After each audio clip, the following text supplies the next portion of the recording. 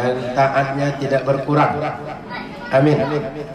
Salawat dan iring salam pada Rasulullah sallallahu alaihi wasallam. Semoga kita semua istiqomah dengan kebaikan dan nanti patut berkumpul bersama Nabi Muhammad sallallahu alaihi wasallam. Baik ibu-ibu yang dimuliakan Allah. Ini pertemuan kedua setelah Idul Fitri. Betul, Bro? Dah selesai puasa Syawal? Sebagian sudah? Sebagian? Belum. Saya sekedar mengingatkan saja, tidak mengkaji panjang. Kata Nabi, man shama Ramadana, siapa saja orang puasa Ramadan, thumma atba'ahu sittan min Syawal, dia puasa sebulan penuh Ramadan, baik 29 hari, baik 30 hari, kemudian dia sambung puasa tadi dengan puasa 6 hari bulan Syawal, kana kasiyamid dahri kullih, dia dapat pahala sama seperti orang puasa 1 tahun penuh. 1 tahun penuh berapa hari, Pak? Kalau hitungan Hijriah 360. Kita puasa Ramadan katakan 30 hari hitungannya. Setiap berbuat baik Allah balas 1 kebaikan 10 kali lipat. Maka kalau puasa sehari seakan 10 hari.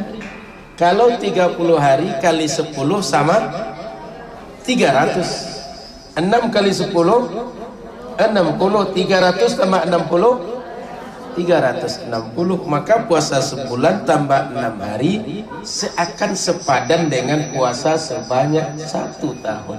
Karena 1 tahun itu 360 hari. Begitu di antara para ulama menafsirkan kenapa puasa Ramadan tambah Syawal sama dengan puasa 1 tahun penuh. Paham, Bu? Maka rugi kalau belum puasa 6 hari di bulan Syawal. Santri sudah selesai semua.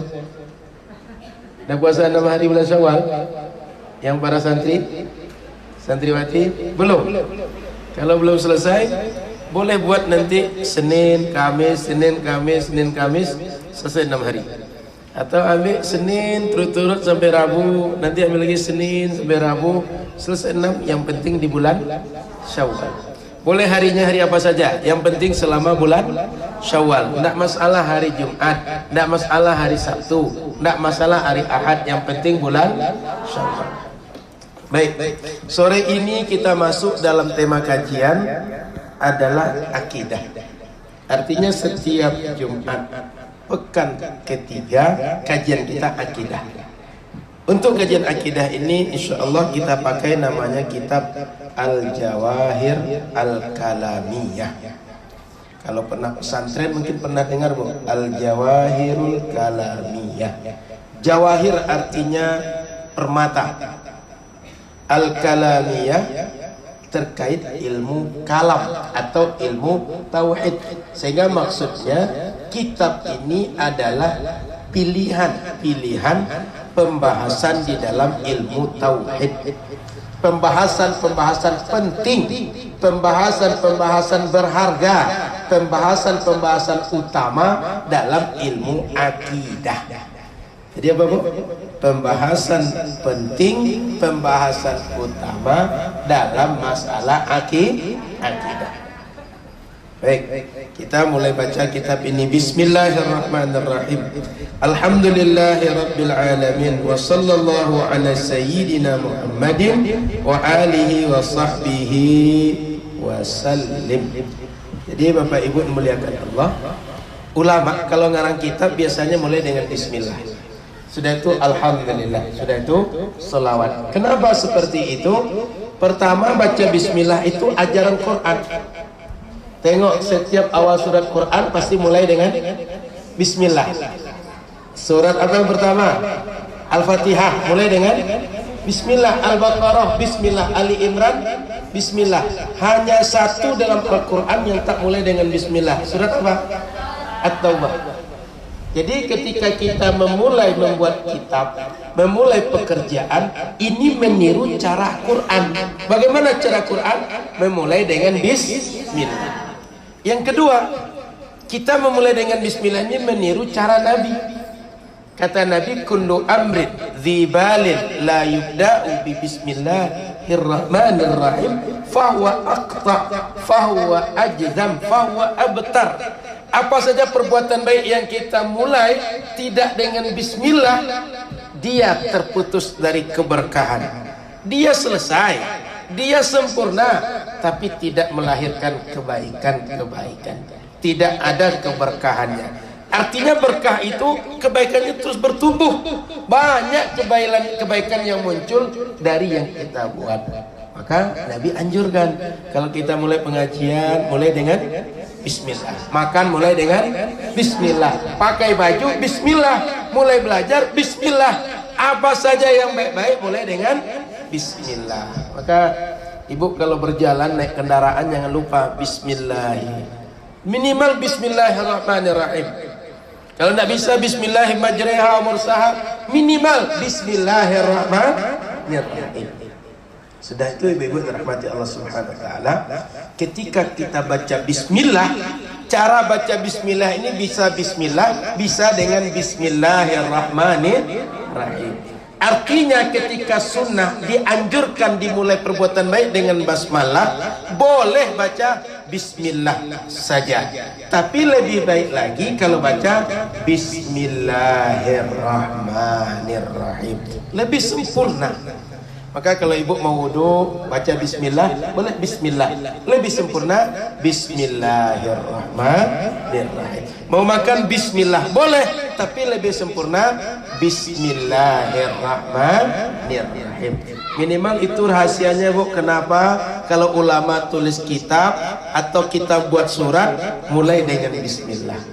Maka Nabi SAW ketika kirim surat kepada raja berbagai negara, dulu ada Raja Muqawqis, Raja Kisra. Nabi kalau nulis surat diawali bismillahirrahmanirrahim. Isinya bismillah di awal.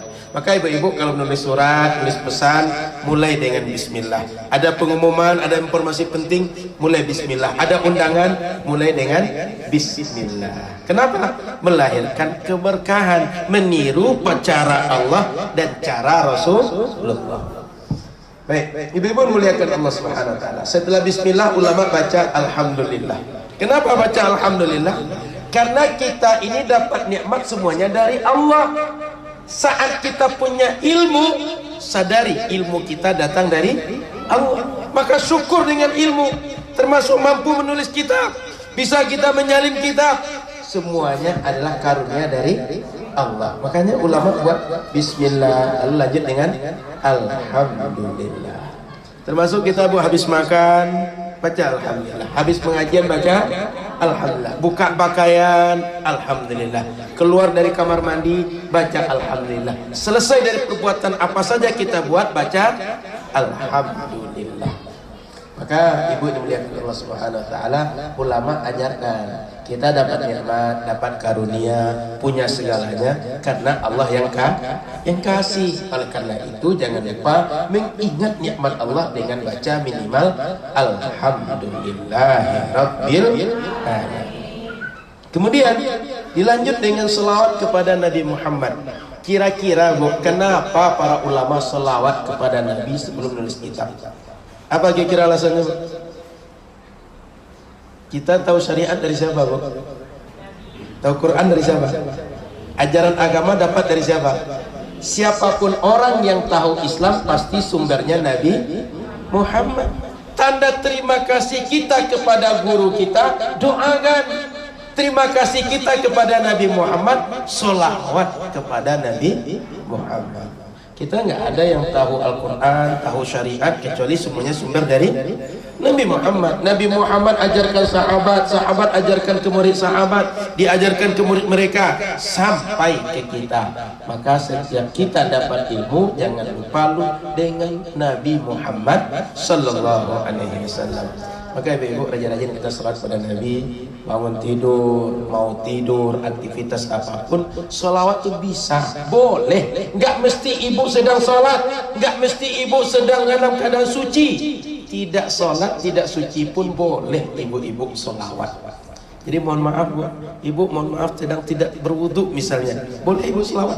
Tapi baca Quran, pegangnya nggak boleh kecuali dalam keadaan suci. Tapi selawat meskipun ibu tidak wudu boleh. Termasuk meskipun sedang tidak sholat, selawat pun boleh. Maka ibu muliakan Allah Subhanahu Wa Taala, ulama ajarkan pada kita, kalau kita dapat ilmu jangan lupa dengan guru. Maka usahakan Bu, rajin-rajin doakan guru kita. Setiap habis sholat atau sehari minimal sekali ada doa yang dititipkan untuk guru kita.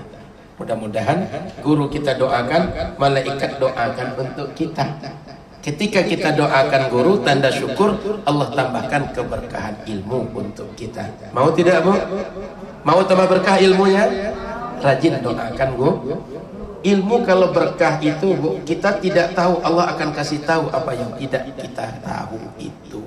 Maka kita harus semakin banyak mengamalkan ilmu, semakin banyak bersyukur dengan ilmu, Allah akan datangkan ilmu yang kita tidak tahu, lalu menjadi tahu dengan pemberian Allah.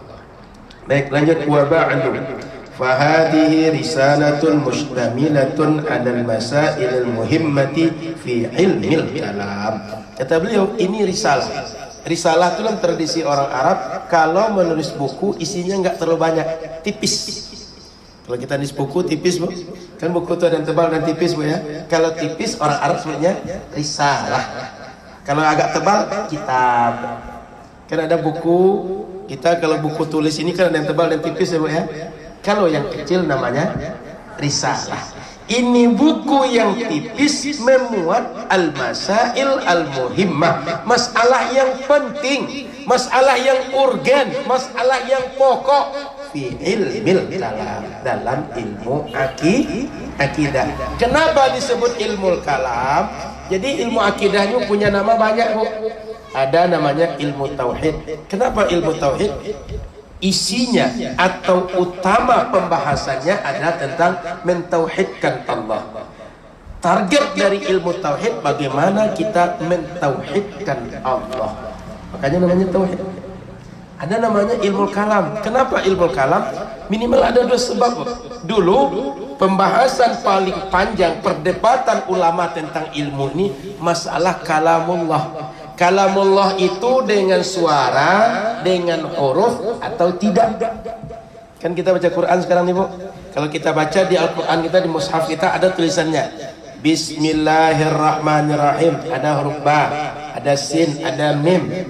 Dulu orang berdebat, Allah ketika sampaikan kepada malaikat atau meletakkan di Lauhul Mahfuz dengan suara dan huruf atau tidak. Lama perdebatan itu. Kenapa? Dalam hadis nggak ada penjelasan apakah dengan suara atau tidak. Lalu menurut para ulama ahli kalam, tidak dengan suara, tidak dengan huruf. Timbul pertanyaan, kalau nggak dengan suara, nggak dengan huruf, bisa dimengerti atau tidak? Tahu kita wahyu atau tidak? Rupanya kalau kita ikuti pola manusia bercakap, kita Bu kalau bercakap itu ada yang terungkap dengan lisan. Misalnya Ustadz, kita mulai pengajian lagi, terdengar nggak suaranya? Tapi ada dalam mulut kita, dalam hati kita, lama betul lah pengajian. Ustadz panjang betul menjelaskan, selesailah lagi. Ini dan nangis dari rumah gitu. Dalam hati. Tapi ada tidak ucapan yang kita ungkap di dalam diri kita? Ada atau tidak? Ada atau tidak? Diucapkan tidak, tapi dalam diri kita ada. Maka kalau ada orang tanya, mungkin tidak ada ucapan, dia tidak berbentuk suara, tidak berbentuk huruf. Ada. Contoh, kita bicara dalam diri kita. Maka di situ muncullah istilah ada kalamul lafzi dan ada kalamun nafsi. Kalamun lafzi itu yang tertulis nih Bu, yang nampak tulisannya, yang terdengar suaranya. Kalamun nafsi yang kita bicara sendiri dalam diri kita. Kita sering bicara gitu kan Bu, mudah-mudahan anak saya tahun ini ketemu jodoh. Kan sering bicara gitu kan Bu, mudah-mudahan tahun ini anak saya diterima di pesantren Az-Zahra. Sering kan Bu kita bicara begitu? Apa saja. Kadang-kadang kita malu bicara dengan orang, tapi dalam diri kita bicara sendiri. Namanya kalamun nafsi. Jadi kalamun nafsi. Dalam diri kita muncul, tapi ada kalamnya. Tidak muncul suara, tidak muncul huruf. Jadi kalau orang bertanya, apakah mungkin Allah berfirman, nggak ada suara, nggak ada huruf? Mungkin. Contohnya, kayak kita bicara dalam diri kita. Paham, Bu? Saya tidak panjang-panjang bahas ini, Bu. Takut Ibu rumit nanti. Minimal Ibu ngerti kenapa perdebatannya panjang. Paham, yuk ya? Hadis tidak menjelaskan. Yang kedua, orang tidak masuk akal kalau ada pembicaraan nggak ada suara, nggak ada huruf. Maka saya jelaskan itu. Baik, jadi perdebatan ini panjang dulu. Lanjut, sebab kedua, kenapa disebut dengan ilmu kalam? Dulu ulama kalau mengungkapkan masalah sering memulainya dengan al-kalamu fi mas'alati kada kada kada. Dimulai dengan ungkapan al-kalamu. Pembicaraan kita tentang sifat Allah Ar-Rahman, baru diungkapkan ungkapan yang lain. Jadi dibukanya dengan kalimat al-kalamu. Ini minimal dua sebab kenapa disebut dengan ilmu kalam. Baik, ilmu apa lagi namanya, Bu? Ada tauhid, ada kalam, apa lagi? Akidah. Sering dengar, Bu? Ilmu akidah. Kenapa ilmu akidah? Ibu, akidah ini berasal dari kalimat akad. Kalau akad Ibu pahami apa, Bu? Akad. Akad jual beli, akad nikah, akad sewa menyewa. Apa akad itu, Bu? Bahasa mudahnya apa, Bu? Ikatan. Ya enggak, Bu, ikatan. Mesti dua pihak tidak? Akad bisa satu pihak? Enggak, mesti dua pihak. Pembeli, penjual, penyewa, pemberi sewa. Betul? Yang menikah laki-laki dan yang menikah perempuan. Bisa nggak kalau nikah akadnya cuma satu pihak? Kalau satu jenis sekarang ada, Bu. Orang-orang menyimpang sekarang. Laki-laki sama laki-laki, perempuan sama.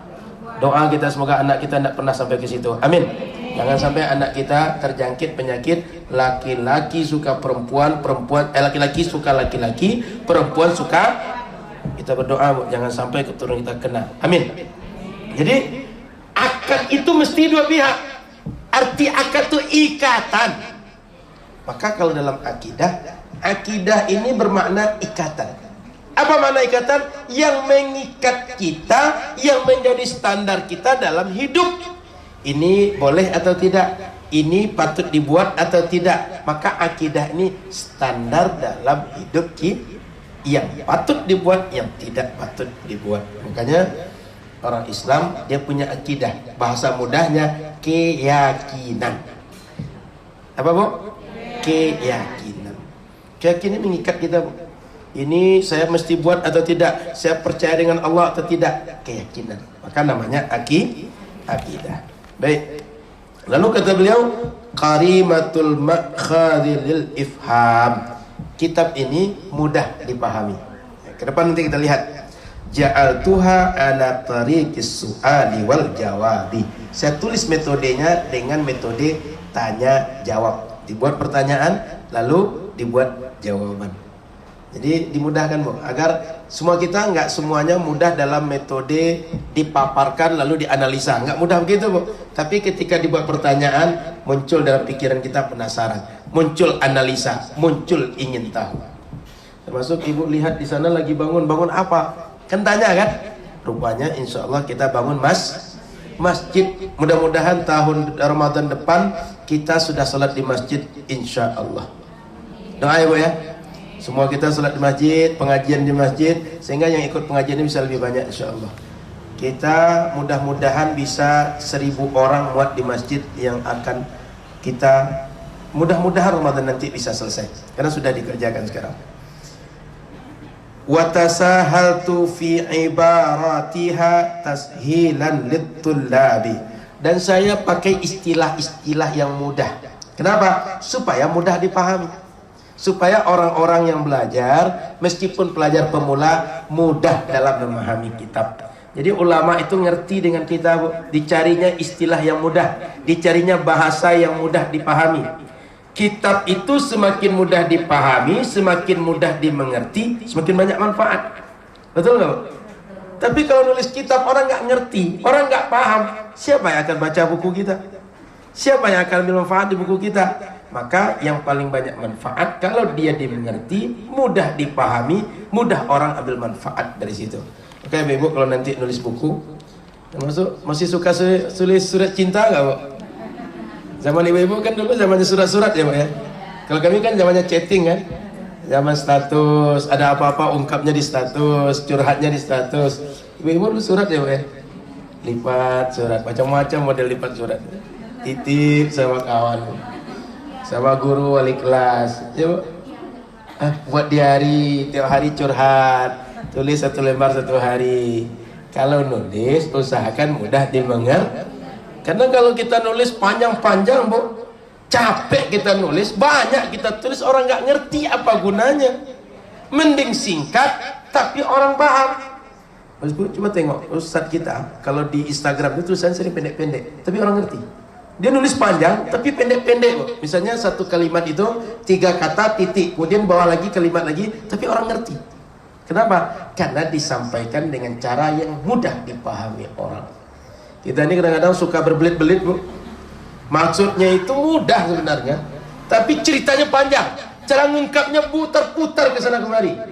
Maka yang paling mudah itu adalah cara mengungkapkan tulisan kita. Pilihlah bahasa yang mudah dimengerti dan mudah dibaca oleh orang. Nabi juga kelebihan gitu, Bu. Kalimat beliau singkat kadang-kadang, mudah dimengerti tapi maknanya panjang.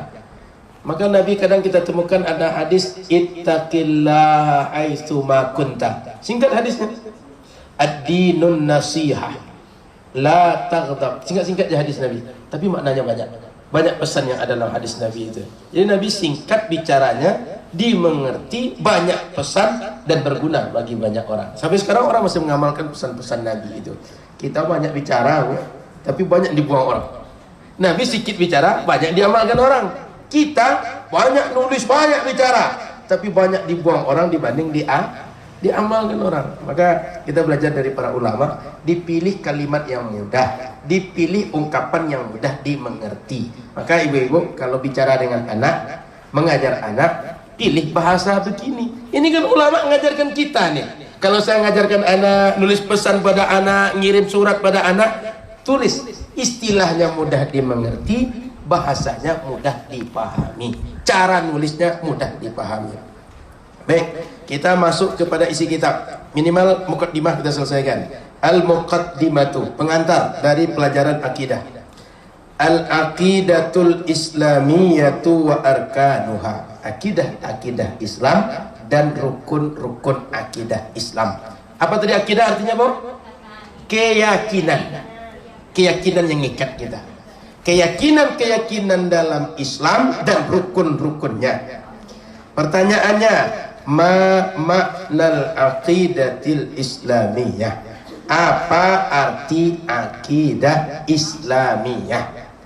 Al-jawab, jawabannya al-aqidatul islamiyatu hiya al-umurul lati ya'taqiduha ahlul islami ay yajzimuna bisihhatiha.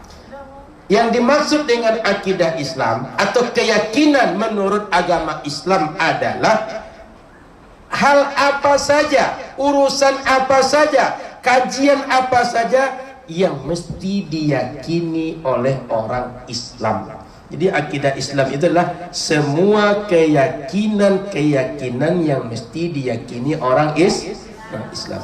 Jadi apa itu akidah Islam? Akidah Islam adalah keyakinan yang mesti diyakini orang Islam.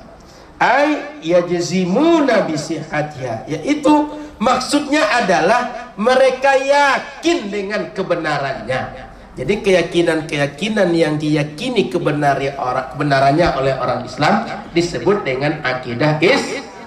Saya ulang, yang disebut dengan akidah Islam adalah keyakinan yang diyakini kebenarannya oleh orang Islam.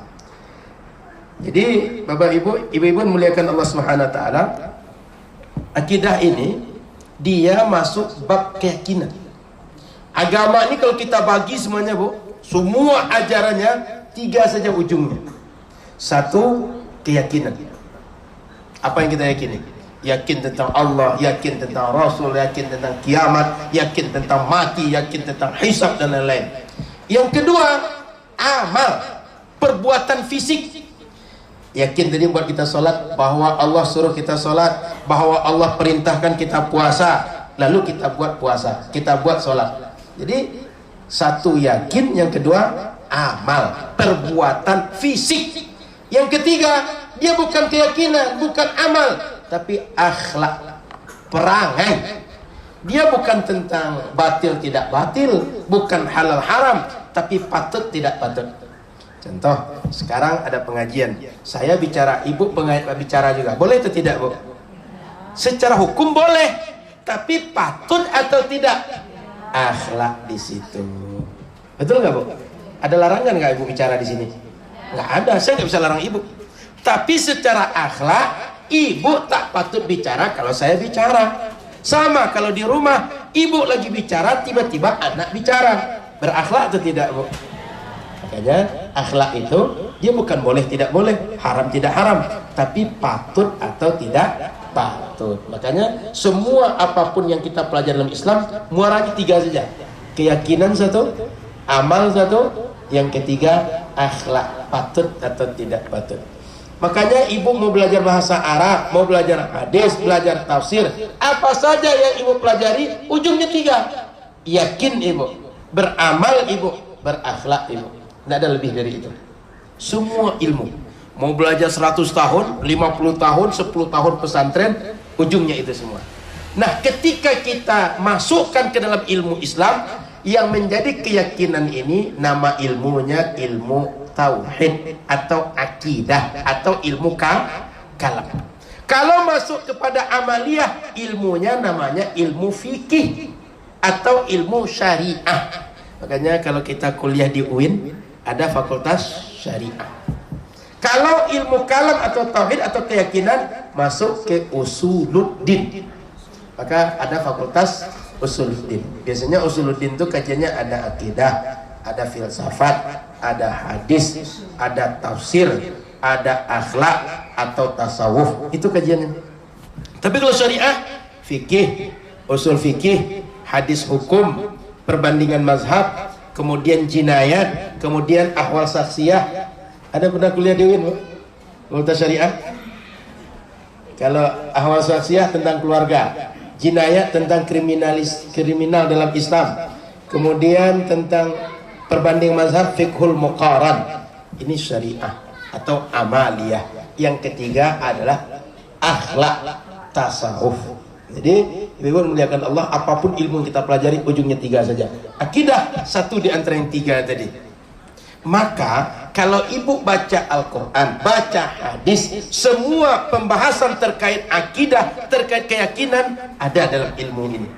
Sehingga ilmu akidah ini atau ilmu kalam atau ilmu tauhid ini tafsiran Al-Quran dan hadis dalam ranah keyakinan. Apa, Bu? Tafsiran Al-Quran dan hadis dalam ranah keyakinan.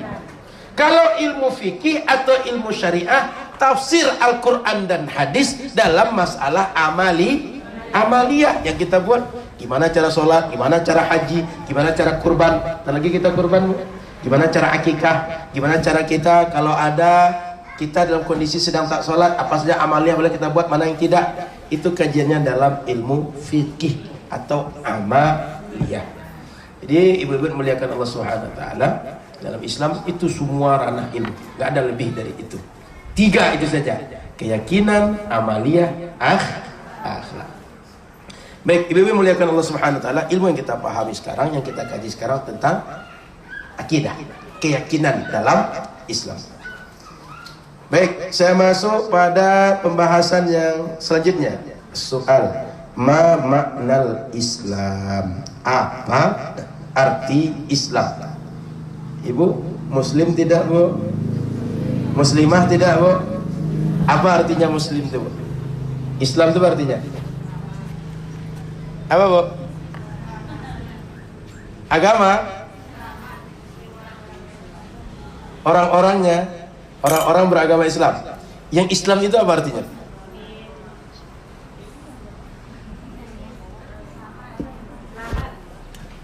Apa, Bu? Bahasa kita, Islam itu berserah diri.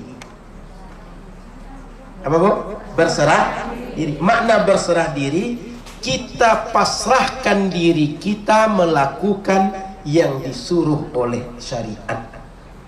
Disuruh sholat, ya kita buat sholat. Kan dipasrahkan diri untuk sholat kan. Disuruh kita puasa, ya kita puasa. Disuruh nikah, ya nikah. Disuruh kita melaksanakan berbagai perbuatan lainnya, kita buat. Jual beli begini caranya, utang piutang gini caranya. Kita serahkan diri kita mengikut cara syariat. Namanya kita muslim atau muslimah kalau ibu-ibu. Jadi Islam itu bahasa mudahnya berserah diri. Tapi berserah diri ini bukan serah diri sembarang, Bu. Jangan pula diartikan pokoknya berserah diri Ustaz. Enggak, berserah diri untuk melaksanakan syariat. Melaksanakan perintah Allah. Tapi ketika kita masuk ke dalam disiplin ilmu, dalam pengertian yang diinginkan syariat, al-islamu huwal iqrar bil lisani wat tasdiqu bil qalbi bi anna jami'a ma jaa bihi nabiyuna Muhammad sallallahu alaihi wasallam haqqun wa sidqun. Yang dimaksud Islam itulah kita ucapkan dengan lisan. Apa kalimat masuk Islam? Asyhadu an la ilaha illallah wa asyhadu anna. Ibu-ibu pernah syahadat enggak? Kapan ibu masuk Islam, Bu? Kalau ibu nggak syahadat kan nggak pernah masuk Islam. Jadi sejak kapan ibu Islam? Bayi mana bisa baca syahadat, Bu?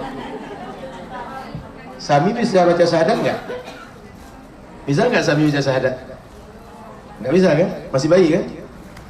Kapan ibu syahadat? Sholat. Sebelum sholat mesti Islam dulu. Kalau nggak sah sholat ibu. Ya kan? Kalau orang sholat nggak Islam nggak sah sholat dia. Lalu kapan ibu syahadat, Bu? Atau jangan-jangan belum masuk Islam semua, Bu? Kapan ibu syahadat? Jadi ibu perlu tahu, orang kalau keluarganya Islam, keturunan Islam, lahir di lingkungan Islam, nggak perlu syahadat. Dia sudah otomatis Muslim. Yang perlu syahadat itu, yang perlu persaksian bahwa dia Islam itu orang yang sebelumnya nggak Islam.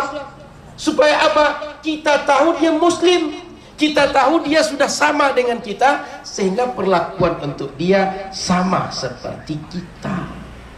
Paham? Jadi kita nggak perlu syahadat. Yang perlu syahadat siapa? Yang orang butuh membuktikan diri dia sebagai Muslim. Siapa orang butuh membuktikan diri? Yang sebelumnya tidak Islam. Makanya para mu'allaf yang bersyahadat, ibu nggak perlu lagi syahadat. Dan syahadat dalam sholat itu juga nggak masuk syahadat Islam, Bu. Syahadat dalam sholat itu syahadat rukun sholat. Paham ya? Jadi bukan syahadat sholat itu yang dijawab nanti. Kita nggak perlu syahadat. Kenapa? Dari sononya Muslim, nggak pernah keluar dari Islam. Yang butuh masuk lagi ke Islam, yang butuh membuktikan diri Islam, orang yang pernah keluar dari Jadi orang murtad, orang yang dia tadinya tidak Muslim, dia butuh syahadat untuk menyatakan dia Muslim seperti kita, agar kalau meninggal kita sholatkan, kalau meninggal kita kuburkan, kalau dia menikah cara Islam, kalau dia punya anak diurus secara Islam. Jadi ibu perlu paham, kalau orang nanya begitu, satu sisi kita merasa kaget. Iya ya, kapan saya masuk Islam? Kapan saya syahadat? Kan terpikir, Pak ya. Kita tidak perlu syahadat. Baik. Lalu ketika disebutkan ikrar bil lisan, kita ucapkan masuk Islam dengan lisan, sebenarnya bukan keharusan dalam berislam, tapi ini syarat untuk orang tahu kita masuk Artinya orang kalau tak diucapkan dengan lisan dia sudah Islam, Bu. Kalau hatinya sudah beriman. Cuma kita nggak tahu isi hati. Ibu tahu nggak isi hati saya? Saya sedang mikir apa sekarang, tahu nggak? Nggak ngerti apa isi hati saya sekarang? Ibu nggak tahu kalau saya senang dengan ibu sekarang? Kan lagi pengajian, ya kan? Kalau nggak senang dengan ibu saya pergi kan? Harus senang saya di sini kan? Kalau nggak senang nggak pengajian kan? Jadi isi hati orang nggak tahu. Saya juga nggak tahu isi hati ibu. Wah Ustaz pulang lagi Ustaz, nggak tahu saya kan? Ustaz dah panas belakang. Atau Ustaz kapan lagi pasar berkah misalnya? Insya Allah segera kita buat lagi. Ya Bu, ini karena kita kan baru mulai. Dan hari ini kita juga tadi di Masyarakat An-Nur ke Tunggu perjuangan Jalan Diponegoro buat aksi, nama aksinya Umat Islam Riau Bela Ustadz Abdul Somad. Oh, nampak tadi di online. Jadi kita tadi ada kegiatan, jadi belum mungkin kita buat sekarang karena momennya baru habis Lebaran, banyak yang mesti kita buat. Nanti insya Allah di pekan berikutnya akan kita buat. Bukan pekan besok janjinya, insya Allah. Mudah-mudahan pekan besok. Pokoknya insya Allah kita buat. Ibu sabar, ibu banyak doa, semoga segera kita buat insya Allah. Baik, saya lanjutkan bacaan kitab tadi. Wat tasdiqu bil qalbi, dan meyakini di hati kita. Apa yang kita yakini? Bi anna ma jami'a ma ja'a bihi nabiyuna, semua yang dibawa oleh Nabi, yang diajarkan Nabi, yang disampaikan Nabi adalah benar. Enggak ada yang disampaikan Nabi itu dia adalah batil, yang disampaikan Nabi itu salah, yang disampaikan Nabi itu bohong. Enggak, semuanya benar, hak pasti, benar pasti. Begitulah datang dari Allah. Karena Nabi Muhammad itu sifatnya ada 4. Apa bu 4 sifat Nabi? Yang 4 bu, siddiq. Dengan siddiq, Nabi pasti menyampaikan apa adanya dari Allah. Lawan siddiq kan bohong, ya kan? Siddiq apa lagi? Amanahnya seperti apa adanya begitu disampaikan. Apa lagi?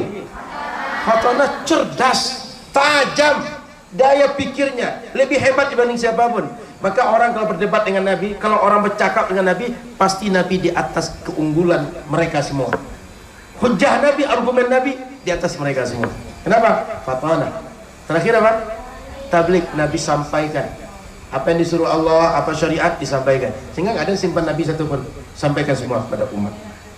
Baik, jadi maksud Islam itu adalah kita beriman dengan semua ajaran Nabi Muhammad dan kita ucapkan dengan apa yang kita ucap dengan lisan, kita yakini, keyakinan di hati tadi diungkapkan dengan lisan melalui kalimat syahadat.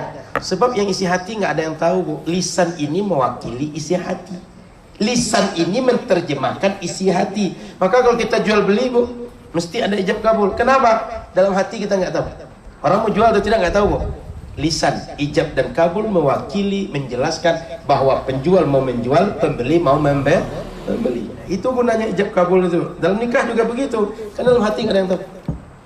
Makanya kata orang Melayu, dalam laut dapat dikira bu, tapi dalam hati nggak dapat dikira. Meskipun anak kecil nggak tahu kita isi hatinya bu. Maka anak kecil kalau nangis terus, kalau dia ketawa terus, ibu belum tentu bisa terjemahkan. Boleh jadi anak kecil kalau dia masih bayi, mungkin dia sedang tidak nyaman karena dia sedang pipis, belum dibersihkan dia, atau dia lagi lapar, dia kedinginan. Tapi tak semuanya bahasa dia bisa kita mengerti. Kenapa? Yang dalam hati kita tidak tahu. Baik, terakhir, bahasan terakhir. Ma arkanul aqidatil islamiyah, apa saja yang menjadi rukun-rukun akidah Islam. Artinya apa saja rukun-rukun yang menjadi rukun iman dalam Islam ini. Ai asasuha, yaitu rukun-rukun yang menjadi dasar dalam Islam. Jawabannya arkanul aqidatil islamiyah sittatu asya. Rukun iman ada 6. Apa yang 6 itu? Hiya al-imanu billahi ta'ala, iman kepada Allah, yakin kita kepada Allah. Maka kata para ulama, awwaluddin ma'rifatullah. Perkara paling penting, perkara paling pertama dalam kita beragama, kita yakin dengan Allah, kita kenal dengan Allah. Kalau kita tidak yakin dengan Allah, nggak mau sholat kita bu. Kan timbul pertanyaan, siapa yang suruh saya sholat? Kenapa saya sholat? Tapi karena yakin dengan Allah, kenal dengan Allah, oh Allah yang suruh saya sholat, maka saya sholat. Kenapa Allah itu suruh sholat saya kerjakan? Karena Allah yang ciptakan, karena Allah yang kasih rizki, Allah yang kasih nikmat, Allah yang kasih segalanya. Kalau begitu, kalau disuruh Allah, saya kerjakan. Begitu enggak bu? Maka dalam beragama ini paling penting pertama sekali kenal dengan Allah, tahu dengan Allah, yakin dengan Allah. Kalau nggak kenal dengan Allah, nggak yakin dengan Allah, kita nggak akan buat semua yang disuruh agama. Maka penting kenal dengan Allah. Lalu rukun yang kedua, al-imanu bi kutubihi, iman dengan kitab-kitabnya. Allah kirimkan kitab kepada Nabi, kepada Rasul. Ada suhuf Ibrahim, ada suhuf Nabi yang lain, ada kitab, apa saja kitab Bu? Injil, Zabur, Taurat, Al-Quran. 4 yang mesti kita imani. Kenapa? Disebut oleh Al-Quran. Jelas Al-Quran membahasakan dengan bahasa redaksionalnya, bahwa kepada Nabi Daud, pada Nabi Musa, pada Nabi Isa diturunkan kitab-kitab itu, pada Nabi Muhammad diturunkan Al-Quran. Maka mesti kita imani berdasarkan disebut oleh Al-Quran. Kenapa kita imani kitab Allah? Karena kita nggak tahu syariat Allah kecuali dari kitab Allah. Jadi semua syariat itu ditulis Allah, disampaikan Allah kepada kita melalui Rasul, tertulis dalam kitab. Yang ketiga lagi, al-imanu bi malaikatihi. Boleh jadi urutannya nomor 2 iman malaikat, yang ketiga baru kitab. Iman dengan malaikat. Bu, pernah ketemu malaikat atau belum, Bu? Pernah nampak malaikat atau belum, Bu? Mentok malaikat? Mau ketemu segera nggak malaikat mau? Kalau ketemu nanti gimana? Dah siap belum ketemu? Jadi malaikat itu karena dia makhluk mulia, Bu, tak mudah orang jumpa dengan malaikat. Dan tak semua orang bisa jumpa dengan malaikat. Nabi karena mulia, karena dikhususkan jumpa dengan malaikat. Sahabat Nabi nggak semua yang jumpa malaikat, tapi ada sahabat Nabi yang melihat malaikat. Contoh ketika Nabi kumpul dengan para sahabat, datang Jibril. Waktu itu tanya, apa itu iman, apa itu Islam, apa itu ihsan.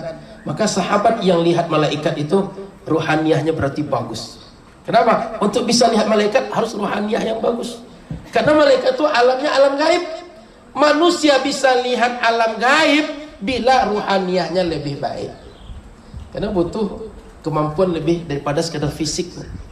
Kalau mata ini cuma nampak fisik-fisik, tapi yang gaib mesti ruhaniyah untuk melihatnya. Maka untuk lihat malaikat tak bisa orang biasa, mesti orang yang dikhususkan. Jarang manusia seperti kita bisa lihat malaikat. Mau nengok malaikat, Bu? Jadi mudah-mudahan kalaupun tengok yang gaib-gaib, ibu-ibu tak terkecoh. Kenapa? Banyak yang terkecoh dengan yang gaib ini. Apalagi dia menjanjikan macam-macam. Janjikan jadi kaya lah, janjikan dapat uang banyak, dapat ini itu segala macam.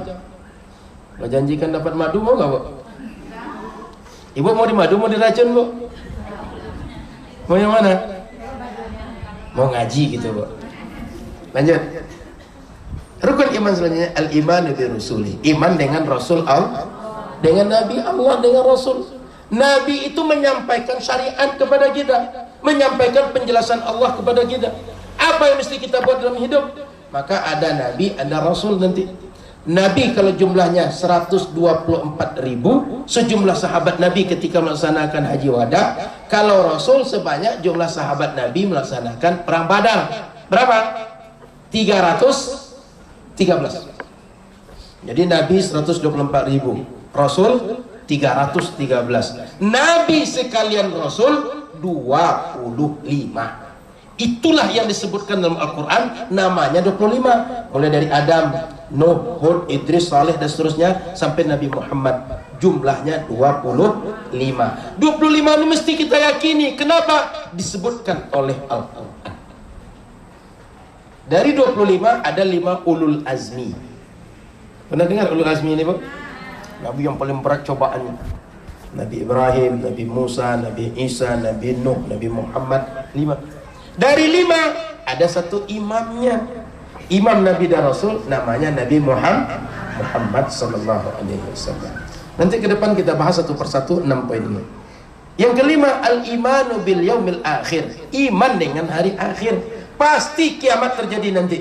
Pasti kita mati, pasti masuk alam barzakh, pasti kita nanti akan dihisab, pasti masuk surga, pasti masuk neraka. Ibu yakin nggak kita semua mati, Ibu? Kalau tidak yakin juga, kebangetan, Ibu.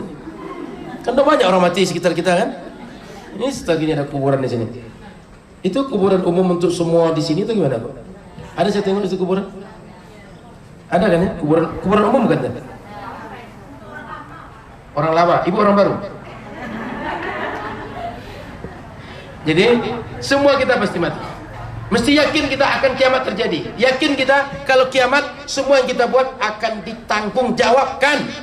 Ibu buat baik, dibalas baik. Ibu tidak baik, dibalas perbuatan tidak baik dengan yang tidak baik juga. Maka kita yakin, Bu, sehingga hidup di dunia ini tak semau kita. Mesti yakin Allah lihat, Allah akan tagih pertanggungjawaban, dan kita semua hati-hati dalam hidup. Terakhir, iman dengan qadar. Bu, iman dengan qadar itu arti mudah Ibu bagaimana, Bu? Ya, iman takdir itu masa mudah Ibu gimana? Kadar baik, kadar buruk. Baik, apa arti kadar baik, kadar buruk itu? Apa arti bahasa mudah kita? Yang Ibu ngerti dari kalimat iman dengan takdir itu apa?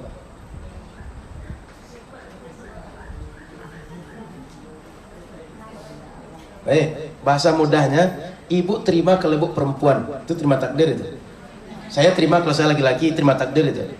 Saya sehat, saya terima saya sehat, itu terima takdir itu. Saya sakit, saya terima saya sakit, itu terima takdir. Bahasa mudah takdir itu terima setiap kehendak Allah berlaku dengan kita. Karena Bu, yang ciptakan kita Allah, perbuatan kita yang ciptakan siapa? Allah. Kalau kita terima yang baik, yang senang, yang tak baik siapa nggak sih? Berarti ada Tuhan lain kalau bukan Allah, ya kan? Maka yang sehatkan kita Allah, yang sakitkan kita gitu, Bu. Yang membuat kita bisa mendapatkan semua kebaikan yang tidak baik semuanya Allah, Bu. Yang turunkan hujan siapa, Bu? Yang menimbulkan matahari terbit pagi hari siapa, Bu? Tapi orang dengan matahari terbit, dengan hujan turun sikapnya macam-macam kan, Bu? Ya enggak? Pada sekarang, masih matahari masih panas gitu. Lari dari sini, pindah ke situ. Ya kan? Ada yang bilang alhamdulillah masih panas, jemuran bisa kering. Iya kan, Bu? Yang terjadi sama, panas kan? Tapi sikap kita beda-beda. Betul? Hujan turun misalnya, kata sebagian, syukur hujan turun. Bisa lama-lama duduk di sini. Ya kan? Di rumah mau ngapain? Tapi kata sebagian, hujan lagi. Saya pengen segera makan bakwan yang digoreng tadi. Belum selesai makan, ada pengajian kata dia. Hujannya sama, tapi sikap kita beda-beda. Takdir Allah itu, Bu, mesti kita terima yang kita suka atau tidak. Karena kalau tidak, kita mau cari kemana lagi, Bu? Kan yang ngasih sama Allah kan? Cuma sikap kita yang tak sama. Makanya ibu-ibu, kalau saya tak terima saya laki-laki, kerja saya jadi apa, Bu? Jadi waria, ya kan? Yang perempuan juga begitu.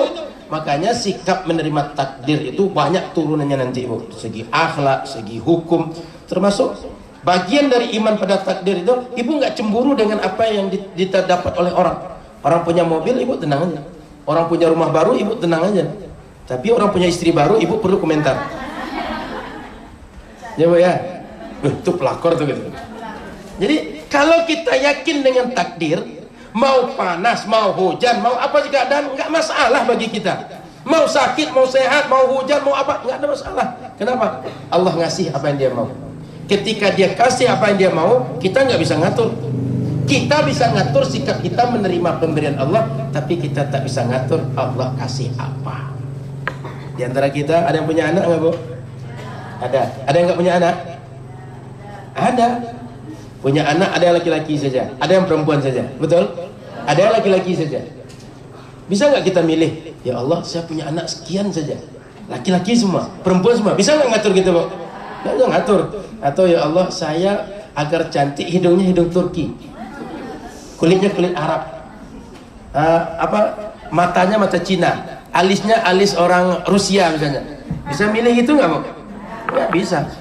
Kita bisa nerima apa yang diberikan Allah, tapi tak bisa ngatur Allah ngasih kita apa. Ibu kalau punya uang ngasih anak gimana, Bu? Sesuka Ibu nggak? Ya nggak? Bisa nggak anak nggak terima kasih? Bu, uang 1.000 itu untuk saya semuanya, kata anak yang satu, yang lain nggak dapat. Bisa nggak gitu? Ibu marah. Gitu juga takdir, Bu. Allah kalau kasih apa yang sepatutnya untuk kita menurut Dia, kita nggak terima, Dia marah. Tapi kalau kita terima, Dia senang. Dia ridho dengan kita, Dia rela dengan kita, Dia rahmati kita. Ini singkatnya tentang takdir. Paham ya? Jadi 6 rukun iman, insyaallah akan kita bahas satu persatu yang 6 ini. Pembahasan kita nggak lepas dari itu. Tentang Allah, tentang malaikat, tentang kitab, tentang nabi, tentang hari kiamat, tentang takdir. 6 ini, nggak lebih dari itu. Sehingga semua kitab yang kita bahas panjang pun nggak lepas dari 6 ini. Baik, kita lanjut tanya jawab. Ada kertas pertanyaannya? Baik, kita lanjut dalam sesi tanya jawab. Pekan depan hadir lagi Bu ya, karena pengajian kita sudah mulai kemarin mulai oleh Ustadz kita. Hari ini, pekan depan lanjut. Pokoknya kita akan libur lagi nanti paling di Ramadan depan. Atau ada hal lain, misalnya nanti libur Idul Adha atau libur lain yang akan kita umumkan. Selama tidak ada pengumuman, kita tetap pengajian. Assalamualaikum Ustaz. Waalaikumsalam warahmatullahi wabarakatuh. Umur berapa anak laki-laki yang baik menurut syariat Islam sunat? Tahu sunat Bu? Khitan.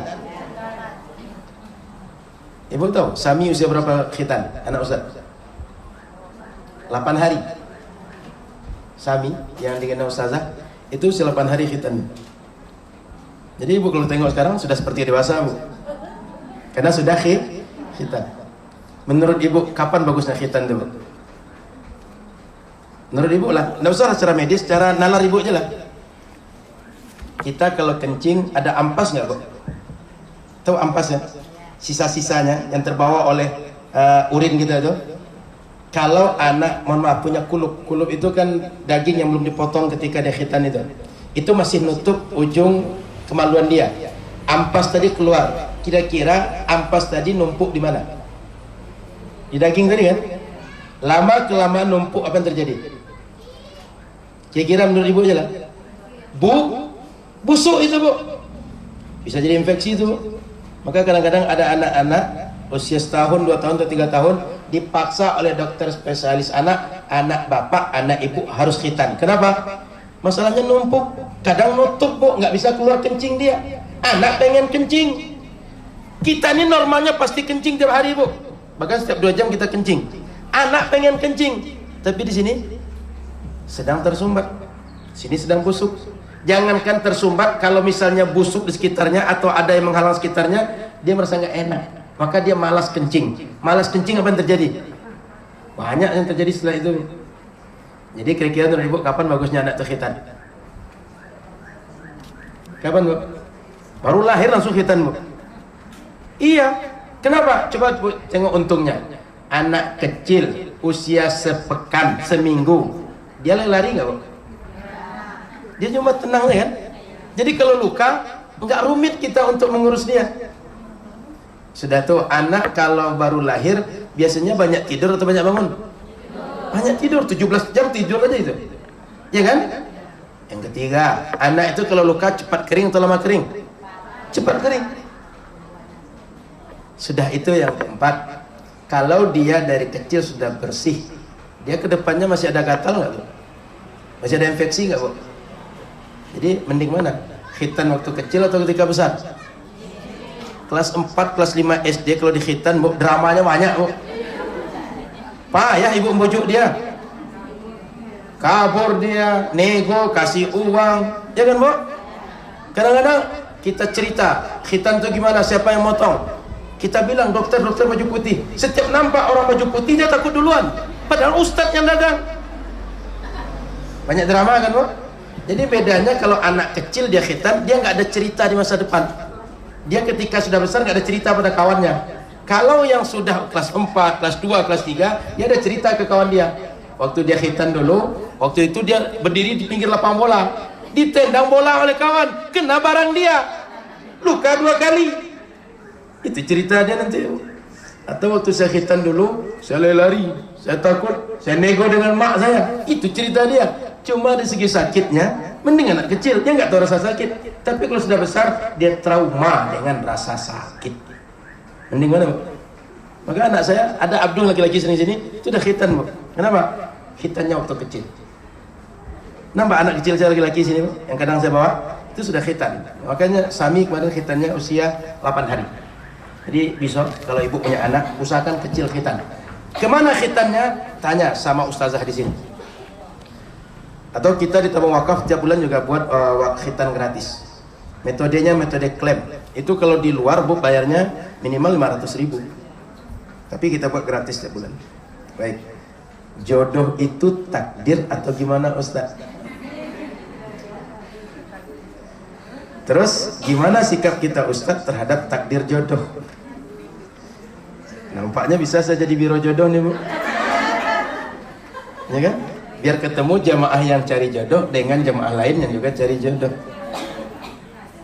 Jadi takdir tentang jodoh, ibu-ibu rahmati Allah, jodoh itu termasuk bagian dari takdir gitu. Makanya ada orang dia cari jodoh dapat jodoh Bu. Ada orang cari jodoh nggak dapat jodoh, betul nggak? Usaha dia tapi nggak dapat dia. Ada yang usaha ketemu dia dengan jodohnya, betul? Ada orang nggak cari dapat jodohnya, ya nggak nyari dia, tiba-tiba datangnya orang datang ke rumah orang tua dia mau lamar dia. Ada pengalaman Bu? Ada yang nggak nyari nggak dapat, betul? Terjadi itu. Cari dapat, cari nggak dapat, nggak cari dapat, nggak cari nggak dapat. Itu terjadi Bu. Buktinya itu takdir, pemberian dari Allah. Tapi perlu ibu paham, takdir Allah seperti ini takdir mu'allaq. Artinya apa? Allah mewujudkan takdir ini, dia menggantungkan dengan sebab-sebab yang kita buat dalam hidup kita. Makanya umumnya orang yang berusaha cari jodoh, dia ketemu jodoh. Orang yang berusaha cari rizki, dapat rizki. Orang yang berusaha cari uang, dia dapat uang. Kan cari uang tuh gini Bu, cari uang dapat uang, cari uang nggak dapat uang, betul? Udah capek cari uang nggak dapat uang. Yang ketiga, nggak cari uang dapat uang. Di antara orang ke rumah kita, iya kan Bu? Ada yang nggak cari uang nggak dapat uang. Kenapa? Allah yang ngatur. Maka Allah akan ngasih siapa yang dia mau.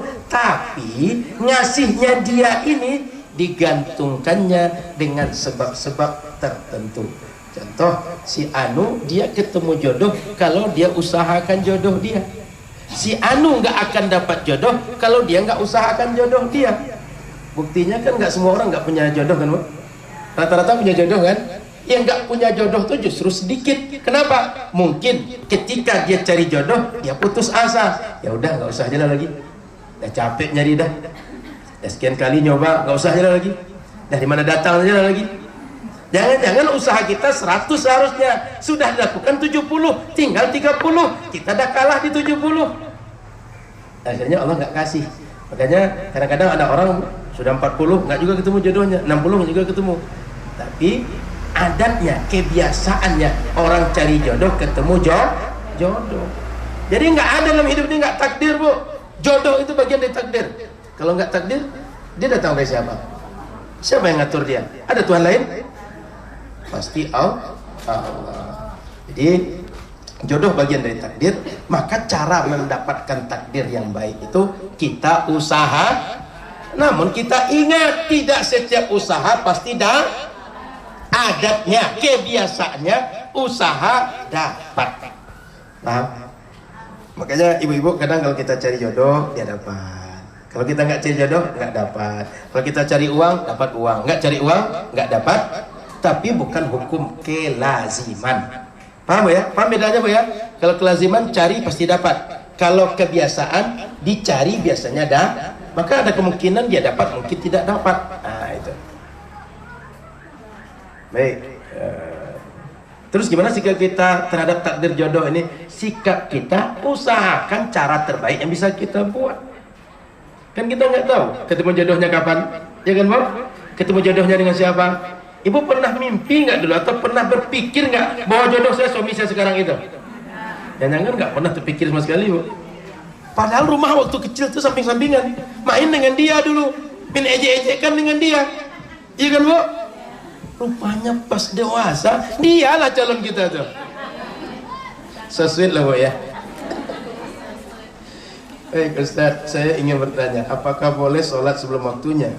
Kan syarat sah sholat mesti di waktunya Bu. Emangnya Bu mau kemana kalau sholat sebelum waktu? Baik Bu. Sebelum azan nggak boleh Bu. Tapi kalau sudah azan, sholat di masjid belum dikerjakan, kita boleh sholat. Jadi perlu dibedakan. Waktu udah masuk, cuma sholat belum dibuat berjamaah, kita ingin duluan saja, itu boleh. Tapi waktu belum masuk, Waktu sholat itu misalnya jam 3.15 sekarang asar. Kita 3.14 dah sholat, 3.12 dah sholat, itu nggak sah. Tapi kalau 3.15 sudah orang azan atau nggak azan, pokoknya waktu sholat dah masuk nih bu, kan boleh jadi dari masjid dia lupa, dia ketiduran, sehingga 3.15 nggak azan dia.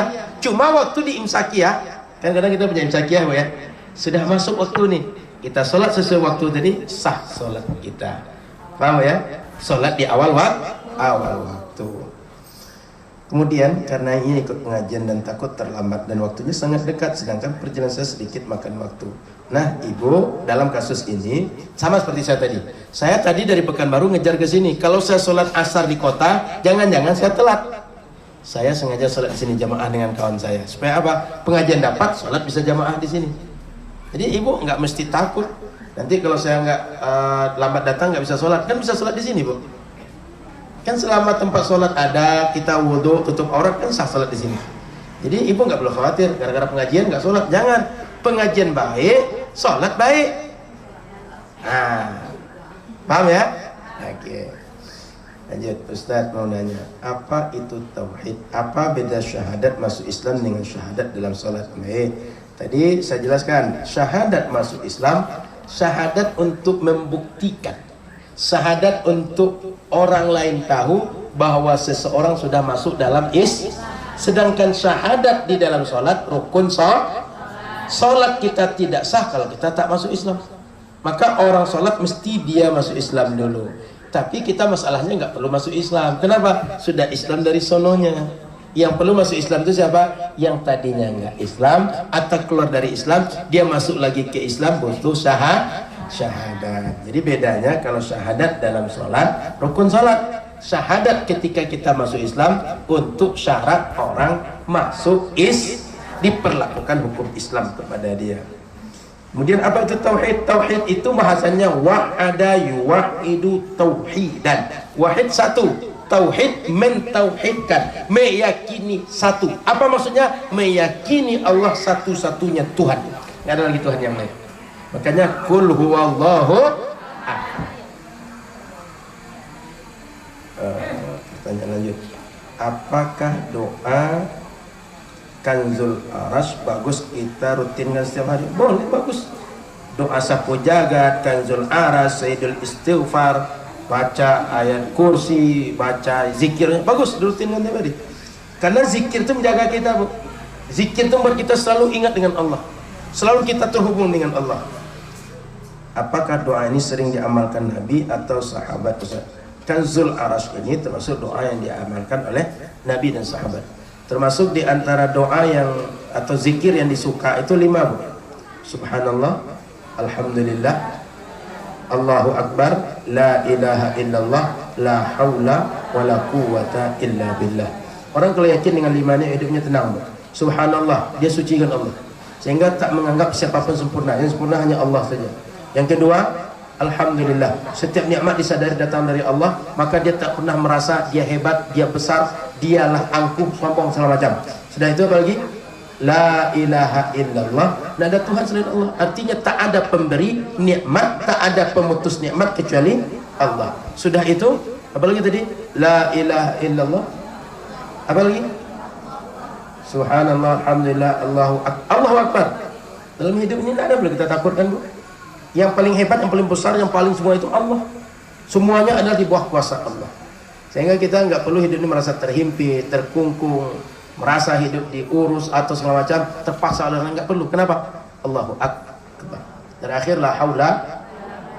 Semua yang kita buat, hebat kita, makmur kita, kaya kita, banyak ilmu kita, semuanya adalah karunia dari Allah. Kalau Allah tak kasih kita kemampuan, nggak bisa kita dapat itu semua.